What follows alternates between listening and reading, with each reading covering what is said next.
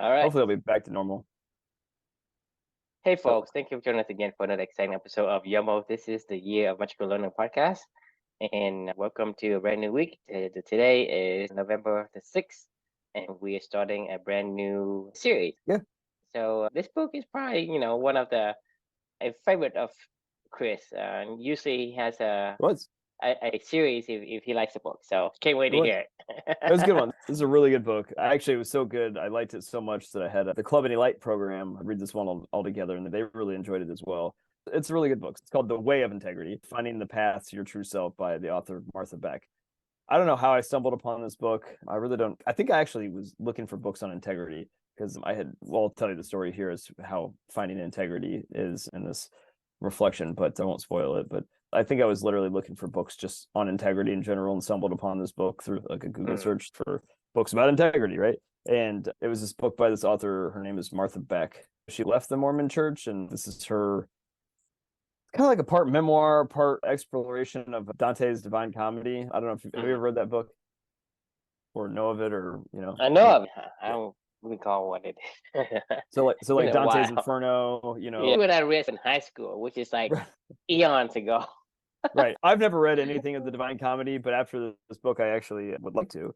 But she uses Dante's hero's journey and framework basically Hmm. to, well, like I said, break down the process of attaining personal integrity into small, manageable steps, and shows you how to read your internal signals and work towards your true path. It sounds kind of Sounds like a kind of beaver must dam. that's exactly what this book is. So I didn't know what to expect when I started this book. Sometimes you start these self-helpish genre books, and you're like, oh God, like is it going to be like same thing I've heard over and over again, or what's the new twist here? I was a little leery of it, but immediately she captured my attention. It was just a great book and really enjoyed her message, especially how she wove in Dante's Divine Comedy around this hero's journey and finding integrity. So anyway, really good book. That's why we have 3-part reflection over the next couple of days. And this particular reflection title is Finding Integrity. This whole journey is about being honest, right? And sharing this journey with everybody. I'm not ashamed to say this. Like, I don't really care. Everybody knows this. All my friends know this that I've grown up with. It's just something that Chris Sears would always do. So, like, I love to tell, like, I wouldn't call them, well, you can call them lies, I guess, but like tiny exaggerations, right? Where like let's just say I beat somebody 6'3", 6'2" in a tennis match, and like as I'm recapping it for somebody, it's like 6'2", 6'2", or something. I don't know why I would do it. I did this my whole life. Like it was always like I would never like outright lie about anything, but it was always like a tiny little embellishment. I don't know if it was like self-conscious or something, and I just wanted to make it sound better, or like I don't really know what it was. I honestly I think I just kind of liked getting away with it and knowing like in the back of my mind like that was, I know it wasn't exactly that, but it was close. Like whatever, it's fine. So this is stuff that I've always done my life, right? So people they always make fun of me about stuff like that, and they're like, yeah, that's 95% of what you just said is true, and I'm like, But it's like it gives you 5 minutes or gives you a Chris Sears. Remember that time when we have the challenge for you to speak oh in yeah, the meeting less than yeah, less than 4 minutes, yeah, like for the and whole meeting, yeah, and then you took like 10 minutes. Well, what I did was still less than 10 minutes because the other stuff I said what that doesn't count. So it's a exactly. Chris Sears 4 minutes. It is exactly what this is. Like I find ways to justify stuff, and I like to think it's endearing and lovable. And my friends, it's not like my friends are like mad at me or something for doing stuff like this, because I've never done it to like be malicious to anybody. Like it's just it is what it is, right? Like I put the best polish on things that I possibly can, and that's how I've always been. So I didn't really care. Like another example, I've told you about this one, and this is what I was writing about in the book, or I mean in this reflection. Like when I was younger, the self-checkout lines, like this is a perfect example. Like the self-checkout lines at the grocery stores, they started to be invented around when I was like, I don't know, maybe 20-ish or something like that. And then my first job out of school, like it's not that I didn't have any money or something like that. I had plenty of money, but there was something about the thrill of scanning, as you're going through your own little self-checkout, and there was nobody monitoring you, and you're like, I'm gonna, that $9 gluten-free bread, just gonna accidentally, half scan it so it looks like it goes through on the video monitor and just throw it in the bag or whatever. Or, maybe my case of Red Bull that I wanted to buy back when I would drink like energy drinks, like, it's kind of expensive, but like nobody saw it, just put it in the bottom of the thing. And like I knew exactly what I was doing, but like for some reason it just, I don't know, I didn't care. Like I actually kind of loved getting away with it. It's not like I couldn't pay for it. It's not like I couldn't afford it. There was no reason behind it. It was just kind of like one of those things where I liked just getting away with it. I don't know. Like this is kind of my life, before my daughter, right? And then, I mean, Amelia, and everything changes. Like we've talked about in this whole entire journey is, everything changed after I met her. She showed me what it was like to live a life of values. And as this book talks about, it's weaving in like Dante's Divine Comedy. One of the sections of the Divine Comedy is when the hero's journey, basically, you're wandering around in the dark wood of error, she calls it. And, this is when you're kind of wandering in the dark, trying to fumble your way through to find your path, right? And like I like to think of that analogy as where I found myself after Amelia had passed away. For the better part of, I would say, 6 months to a year after that, I feel like I was in the dark wood of my own life and just trying to, like we talked about, after the atomic bomb goes off and you're, the rubble around your life and just trying to, which way to go. Just take a step forward. During that time in my life, that was when this concept that she talks about in this book called a soul teacher, somebody that, how does she describe it? A soul teacher is someone who helps your soul grow and evolve during your time on earth. You find yourself on your way of integrity. And Amelia, as we've talked about, with the Lion Tracker Guide to Life, she was my soul teacher. She showed me the way of, how to live a life of purpose and be a good person, basically, and the value of life in general, and what that looks like.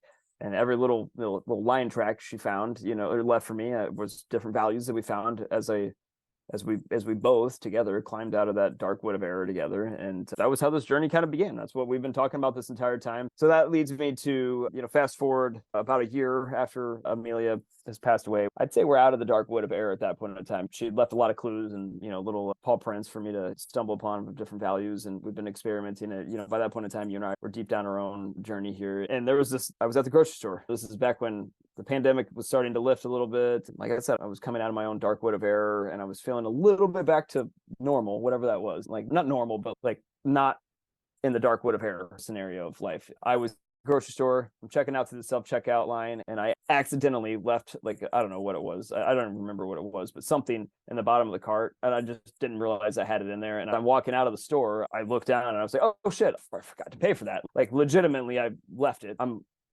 walking out, I'm about halfway to the exit after the checkout lines, and I just fucking stopped. I was like, is this the right thing to do? I was like, I'm having a conversation in my head. I'm like, this doesn't violate any values. Like, this doesn't, I went through all my values in my head, but something doesn't feel right. I didn't mean to do it. I literally didn't mean to do it. And this is the conversation that's going on in my mind, right? And I'm like, what do I do? And I don't know, something about, like, at that point in time, I just thought, to myself, like, what would my soul teacher do in this situation? And I was like, she would do the right thing. She would go back and she would pay for it, and this is why she's my soul teacher. And this is why I went back and I paid for it. And I, nobody knew, like, nobody would have ever known. Like, I was almost out the door, and I like stopped, went back and went to go pay for this thing that I found in my car. And then I walked back to my car, came back home, and then I just couldn't get this out of my head for like the next couple of days. I wrote about it. I was like, what the fuck was that? I was like, who cares? Nobody would have given a shit, and it was a total accident. So I started to reflect on this, and lo and behold, my soul teacher led me on another clue. And it was like one of those things where that was when I found integrity myself as a core value of mine. And that was when I added my latest and newest core value to the list, integrity. So I literally found integrity, right? So now these days, whenever I find myself wanting to say a tiny little fib, or like we talked about with calling a ball out that maybe was in, but maybe it was out, but where I'm like, do I have some doubts? Is this really worth it in this scenario? What would Amelia think? Do I really want my daughter to think of her dad as a cheater or whatever? And somebody that, anyway. So long story short, this book reminded me and made me want to journal about this experience of finding integrity and the importance of integrity for me. So whenever I feel that tiny little, like that thing that we talked about, that little inner voice or whatever, where you're like, was that right? This is when I lean on my integrity core value to go, look, like, for whatever reason, it may not violate any other values, like, but I know deep down inside that something still isn't right, and I need to figure this thing out and to stop and think about it and to try to be the person that I want to be for my daughter and for this whole entire journey. And that was my finding integrity story. So anyway, so the end of the question was, how did you find your way back toward purpose when you feel misaligned? So whenever I feel like misaligned, when something doesn't feel right, like that's when I lean on that integrity core value. So yeah, love to hear your thoughts. Headphone maybe. Yeah. Hello? Hmm? Okay. So my thought on this thing is, I think, a lot of people have gone to a point where they have taken on a new persona, a new character. And when that character has kind of like enveloped the entirety, that becomes their, I guess, compass. Because when you say fib or you say whatever, it doesn't violate anything because you have never unearthed once you found yourself, once you unearth the layer that is the mud and the crust of, that kind of envelopes your core being, then that no longer your personality, no longer your character. Then you follow that path, and that voice comes back as a different voice. And I Yep. think to me, that's something people don't realize. It's like, this integrity, is it mine? Is it not? Because a lot of times, if you, if a voice says something to you, right? And a lot of times your voice will tell you something because that voice to me is more authentic than the other voice. The other voice, when it envelops you, it's okay. There's a difference. The Right. the voice that tells you when that only shows up, it say, hey, don't do that, right? So imagine you have like, the devil on one shoulder and the angel on one shoulder. The angel always says no. Right. That's all. That's the only thing he says. Always says no. The other hand, the devil on the other hand, will always say it's okay. If you think Right. about it, whenever we have, I guess, taken on and embraced a different character that society kind of like envelopes us with it, we always tell people, hey, it's okay, or he did it, I can do it too, or this happens to me, so I'm doing it too. I told you about, like, when the same event happens to a person, one sees it as, hey, something happened to me, I don't want it to happen to other people. On the Right. other hand, the perspective of the villain is, this happens to me, right? I can do it to other people. It's the perspective. The reflection reminds me of finding integrity. It's almost like finding yourself, Agreed. right? And so I think once you find who you are, it's more authenticity, like who you are as a person. Hmm. And that's really going to start to, I guess, that voice or the soul teacher that you mentioned is going to be more crystal clear in terms of what you hear, because Yep. like you said, well, it didn't hurt anybody, blah blah blah, but then you still think about it, and I you do. cannot thinking about it. The thing is, even for, like you said, when you were young, you will embellish these harmless little lies, right? And Mhm. then you have this profound change in you where you say, hey, this is who I am now. It completely change the way you see things. It makes you clear on what you want to do and who you Right. are. And once you did that and you saw yourself, even for a match point, that is like you don't even know for sure, and he doesn't even know for sure, and it doesn't matter in the end. But it It still does. bugs Yeah. you for so much that you have to actually go and call the guy, right, and talk to him about it in order for it to stop bugging you. Right. So you Text to him. think of you. Texted him. I didn't call. Oh wait, I just lost you. Where'd you go? There you go.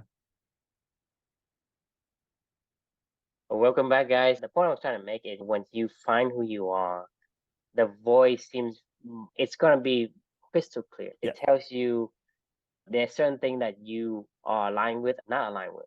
And I think that's a big difference. A lot of time people mistake some other voice, because if you start to make excuses for yourself, right, that voice making excuse for yourself, that's a personality that you are trying to embrace.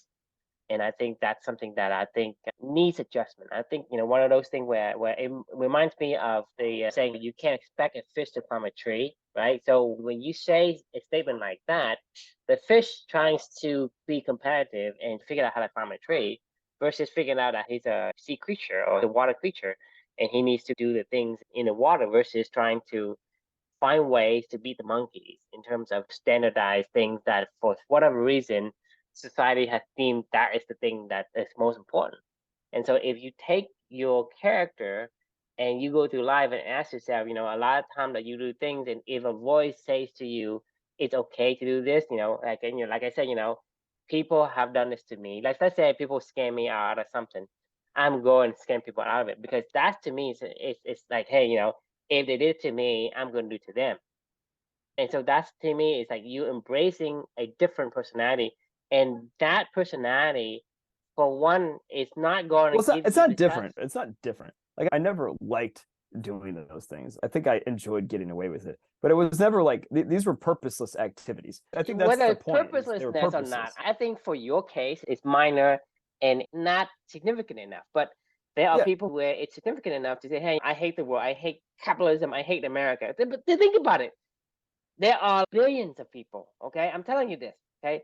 There are billions of people. They would die, okay, to go to America. I don't know if you know this, but there are billions of people would I'm die, sure. would do anything to go to America. And the fucking people in America want to leave America, okay? Right. So to me, that's the difference.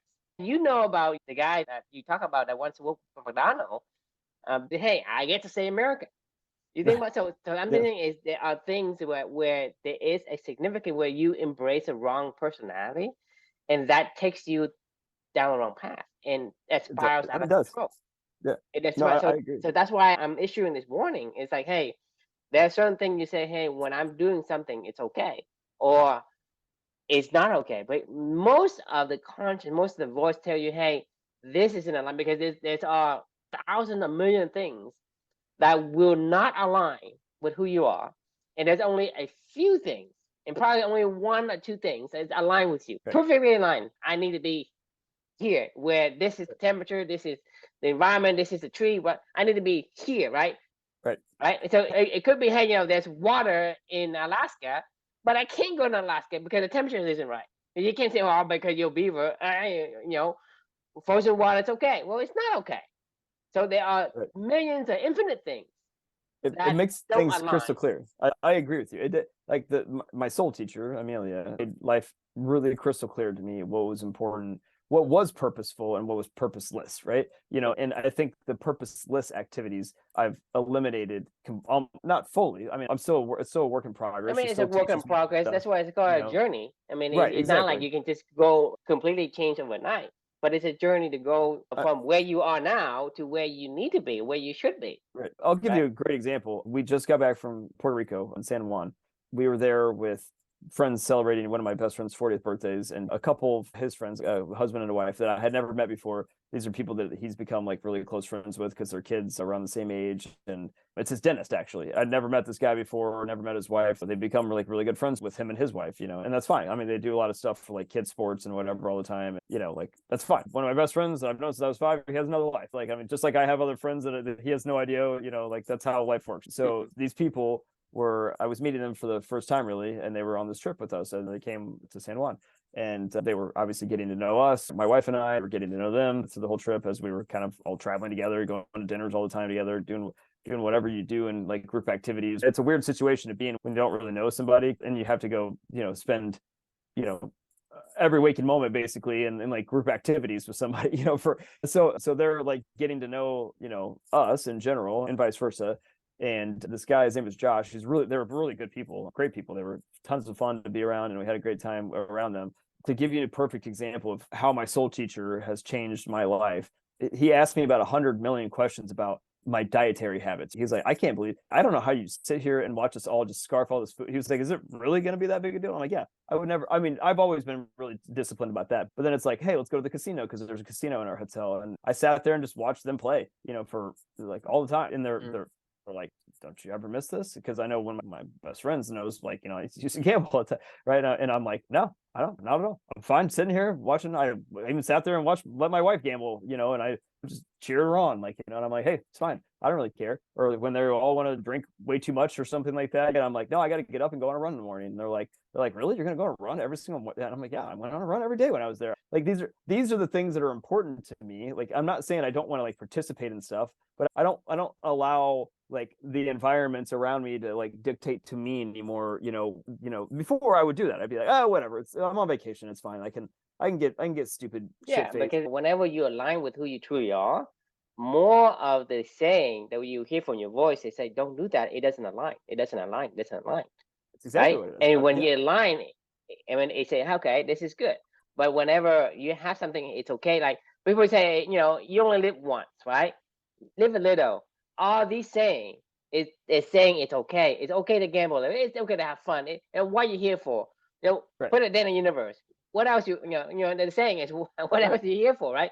That Right. saying this is the poison that it feeds you because you are that other character, the other Right. personality. But when you have your own true personality, your authentic self, it will tell you. And the thing is, you're gonna hear more no's just because the infinite infinite things that are not going to align with who you are, then there are things that are going to align with you. So you're going to, yes, you're going to hear more no's.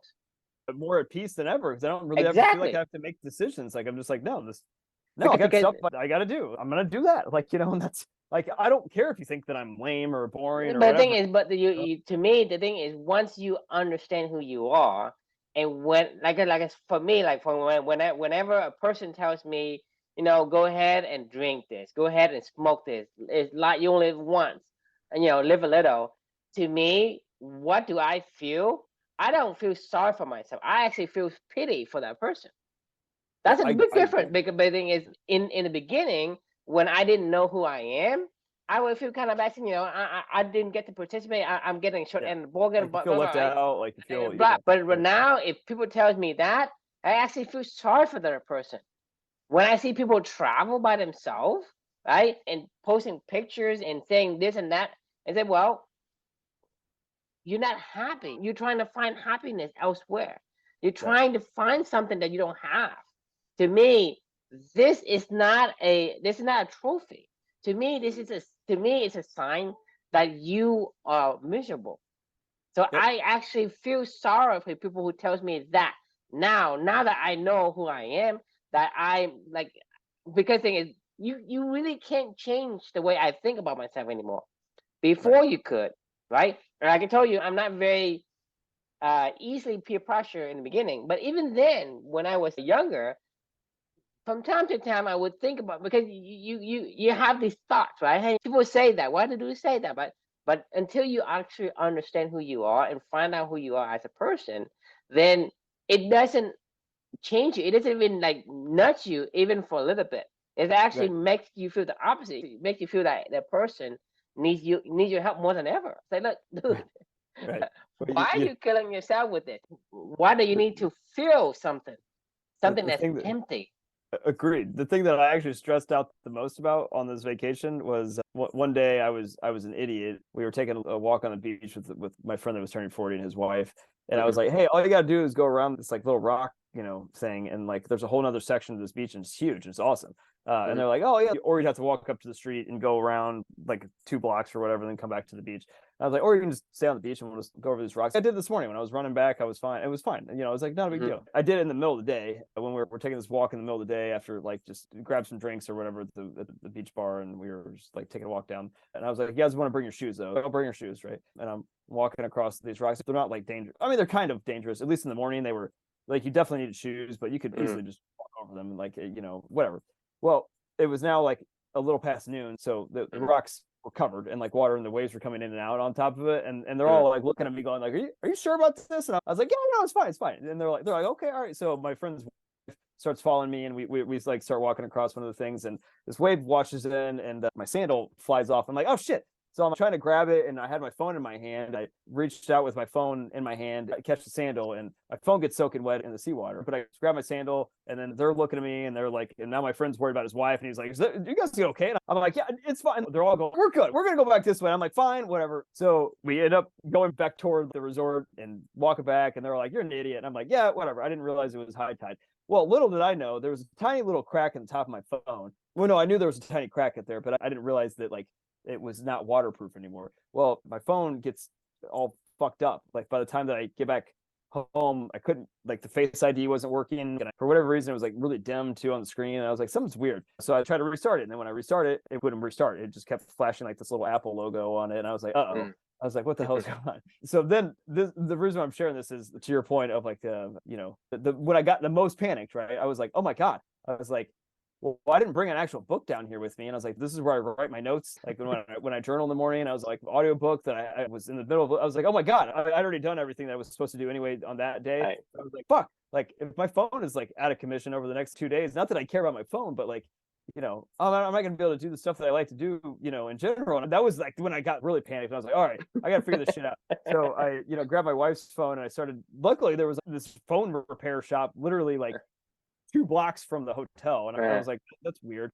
So I take it over there and this guy's like, I show you not. It's like your flux capacitor or something like that is broken. I'm like, what? It was obviously a joke, but so it was some dumbass, like, I'm 100% sure. He's like, that it's this and you got some water on it. And he was like, the part, somebody else, one of my other counterparts in another store has it. I don't have it here, but he was like, if you want to leave the phone here, bring it back, tomorrow, or come back tomorrow, like at midday or whatever. And I should be able to get the part. And I'm like, okay, fine. So anyway, that was like the most terrifying part of the whole entire trip for me. Was like, I was like, oh my god, what am I gonna do? But not any of the other stuff that we're talking about. Like, I don't care about any of that other shit. But I was like, oh my god, I can't. Like, that was almost a roadblocker for me. Where I was like, Right. I gotta prepare for this in the future now.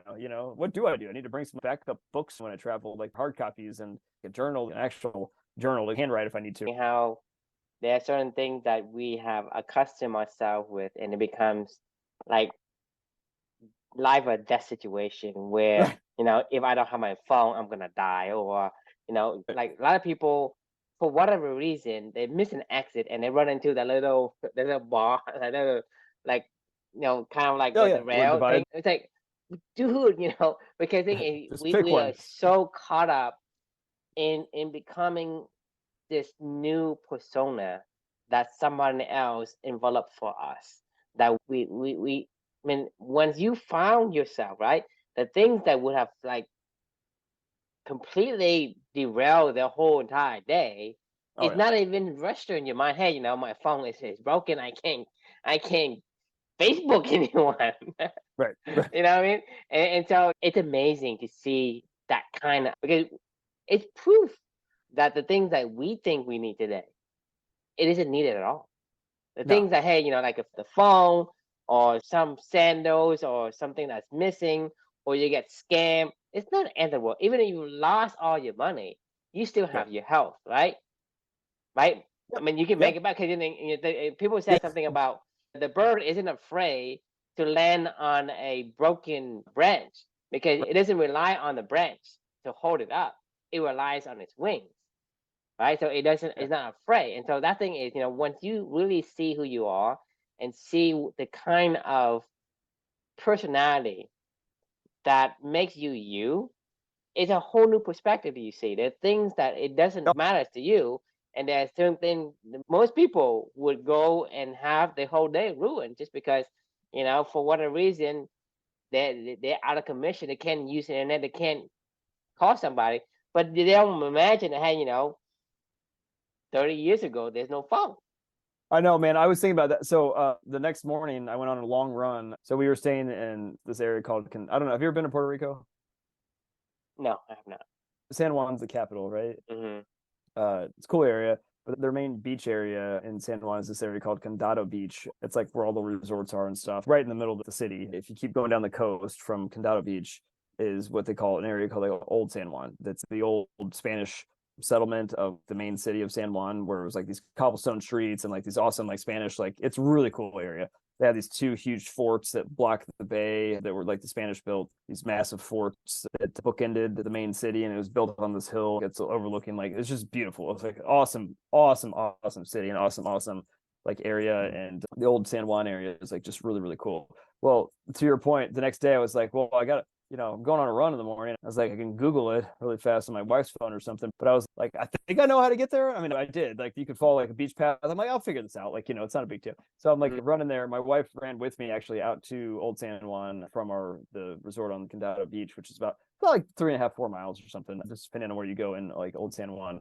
So we ran out there together. We had breakfast, and then she was like, "I don't want to run anymore." She's like, "I'm good." She doesn't like to run that much these days. She loves her spin cycle or Peloton or whatever in her like yoga classes and stuff. Like, she used to run all the time ever since actually Amelia was born. There's something about it. There's something that's like an emotional trigger for her, I think, personally. She's kind of shared it, but that's her story. She can share whatever she wants to share about that. So luckily, I got her to run with me out there, right? And she had fun. We enjoyed the scenery on the way and enjoyed Old San Juan. And then I was like, well, I'm gonna run back. She goes, well, she's like, I'm gonna go take an Uber. And she was like, well, I'll see you, I guess, when you get back. I'm like, yeah, I guess I don't know. I mean, I don't have a phone. I don't have any way to contact anybody. I have no I don't know where I'm going technically. I mean, I know we just ran out here, but I could easily get lost. I have my credit card with me in case I gotta buy something. You ran it back. Whatever path you take, you do the reverse of it. I know. I knew how to get back. I was just like, what? I This was is by like myself. almost like a lost art, right? Like it is. It really is. Yeah. all you have to do is look up. Okay, Right. what's the tallest thing you see? Okay, that's the point of reference. Right. Yeah. No, I agree. No, I agree. I mean, you can That- definitely navigate a city, but it's like that crutch that we to your point of like, how did we do this shit before? Like I don't. I mean, my adult life. Yeah, my entire adult life, iPhones have existed, right? Like from like Mm. post college. So like when I've been able to afford traveling and things like that, I've never really not had a smartphone at this point in time to travel with. So I never personally had to ever navigate cities with like maps. Like I remember watching my parents do it, but like I never had to personally navigate cities with maps. I never personally had to like, I don't know, plan out a trip. I don't know where I'm going and what we're gonna do, and like make sure that everybody, if you separate the group separates, we all have to have like a rallying point at a certain time. You know what I mean? Like these are things that I don't remember even how to do anymore because phones make it so easy. Yeah, so you get a smartphone, you get a dumb person. You're right. It really I makes mean, the navigating smart cities has to hard. go somewhere, right? Either it stays in your head Yep. or it goes to the phone. Because when it goes to your phone, you don't hold it anymore. So you're just a dumb user when you Yeah, have a smartphone. I actually a couple of books I just finished recently kind of alluded to that a little bit of like, we think like hunter gatherers and whatever were like stupid, like more primitive than us. And they're like, they're probably way smarter than you were, only because they had to remember everything, like what they ate, what they didn't eat, where to find it. Like, this plant does this one does this animal behaves like this is how I shoot, this is how I do this. I mean, they had to really know like all the ins and outs of everywhere they were at and what was going on, and like, and be able to teach people and learn. Like, I mean, to your point, I was freaking out for 30 minutes away from civilization, on my own, and I'm like, what happens if I don't know, like I mean, it's kind of sad, Basic honestly. stuff. Where's the stuff? Is it east or is it west? I mean, this is why sometimes it's important to understand who you are, and because that is what you need. Like I said, today's like, if something will happen to the internet, that happen to the power, happen to the signals, they get blocked for whatever reason, we are completely lost. We can't even evacuate. If somebody would say, hey, government say you got to evacuate to this, rallying point, and you can't rely on it on the phone, who is it that's going to lead you there? Good question. Right. So let's say, you're talking about the people in Ukraine, right? If they say, hey, you have to evacuate and you got to go to this place where we'll provide you assistance, support, or whatever. Well, how do you get there? I mean, most people have phone and have satellite, but I mean, the thing is, these things can easily be knocked out and manipulated. Yeah, exactly. Right? Yeah, right. Yeah, because they give you the wrong coordinate, and you go to the point where you're going through hell just because they want to give you the wrong coordinate. I mean, I'm getting somebody this visual in my head. Cybersecurity can hack the network. I mean, you think about like if you're using GPS, and because it's a cloudy day, right? Your GPS can't find a fixed location. That Google Voice lady keep telling you go to this around. Like, where the fuck am I going? Right? Like, it's just turn left, man. Like, if it's you right, turn it's right over there. off the phone, it's over there. Yeah. No, that happens a lot actually on GPS, where you're like, wait a minute, I'm going right there. With the Apple, whenever they move away from Google Maps, that map completely got everything wrong. Yeah, it sucks. It's so slow and it's inaccurate. Yeah, you get lost so many times. Apple user get lost so many times, and it's like so many people though. That's the point I'm trying to make. Is so many people get lost who are on Apple. They so get lost. They can't find the place. I mean, true. The analogy that you're giving, I think, is like so spot on to this conversation of like, I navigate my day to day like by my values now. I didn't have any way to navigate before, right? I was prone to go any way that I wanted to based on whatever came across my path and whatever I felt like doing or not doing. And a lot of times it was purposeless. But this is, to your point of like, when you're traveling, it's not that hard. You just need to remember landmarks, and you need to remember things that matter, and then that'll take you back to where you want to go. Like, that's exactly what values are. It's like landmarks, right? They're footprints. My soul teacher left me the little footprints as a lion tracker guide to life kind of thing, where I'm just chasing her little tracking her, and understanding how to get back to where we need to go anytime I get lost, right? Like this is the whole point of all this stuff, right? I could easily have walked into that, that resort, been like, oh, fuck it, it's a casino, like I'm here, who cares? Or like, well, I'm gonna tell some fibs, these are new people, they don't know me, like whatever, it's fine. Or I'm gonna do like, there's a million things. I'm not gonna run in the morning because these people want to go out late tonight, and I know we've just you only live once, right? third bottle of wine, it's only a bottle of wine, third bottle. I'm drinking throughout it. It's fourth one. It doesn't, right, make no difference, right? It's 100th bottle, no difference. 101, right? Where do you stop? This is where the way of integrity comes in. It's like, look, right. Do you have a, I mean, when you say, hey, when you draw a line, right? It is a sharp line. It's not a fuzzy line, right? No. You say, hey, this isn't who I am. This is who I'm not. You can't say, well, it's close enough. And that's the thing is, when you are looking at the landmarks, these things are integrity because they don't change. That's why you use them as landmarks, right? Exactly. If you look at something that changes, right? Well, it can't be used because you don't know, when it changes. Well, when I need to go here, I was there. Now look at it. Well, it's changed, so I don't know where I go. So there's no point in looking at something that changes. Right. So you have to look at it as something that's consistent, constant. It is the waypoint, the markers, and the markers for us as a individual, it is our own core values. Your core values are different, and my core values are different. And for me, it's like I can tell fibs and I can lie, but I pay a high cost for it. Right. Because for you, right, you go through things, and for me, it's like I have this apprehension. I mean, that's who I am. When I lie to you, I have to muster a lot of energy to do it. It doesn't flow. Right. But it takes me no energy. I just tell you straight, hey, I fucked up. Yeah, it is liberating to be like, no, I'm not gonna drink. No, I'm not gonna eat that food. No, I'm not gonna go gamble tonight. You know what I mean? You guys have fun. I'm not here to like. I mean, tell I you can pretend that I can drink, right? And I say, hey, I can I'm hang a out with you man. guys. I can hang, I can do whatever you guys do. I can drink, I can smoke. I can do that, and I can pretend that. But that is a miserable existence for me, for one, right? And the thing is, I barely can be able to keep up because that's not who I am. But for me to say, no, that's not who I am, for one, it's liberating because I am true to who I am, and it doesn't tug at my conscience whatsoever. It just there, right? You're at peace with yourself, and you do whatever you want, and that to me is very.